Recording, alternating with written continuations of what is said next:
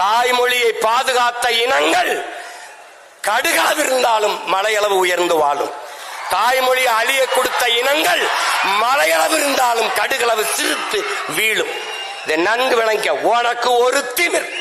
நீங்க பார், நீ கன்னடனா, நீ மராட்டியனா, நீ மலையாளியா, நீ தெலுங்கனா, நீ பீகாரியா, நீ குஜராத்தியா, நீ யாராவும் இரு. ஆனால் நான் மராட்டியன் என்ற திமிரோடு, அந்த திமிரோடு நீ யாரு, நான் நானா இருக்கேன்.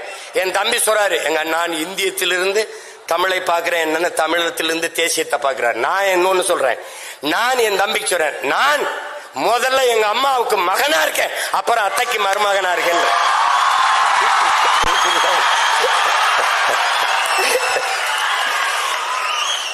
இந்த தேசம் நல்லா இருக்கணும்னா, இந்த நாடு நல்லா இருக்கணும்னா என் வீடு நல்லா இருக்கணும்.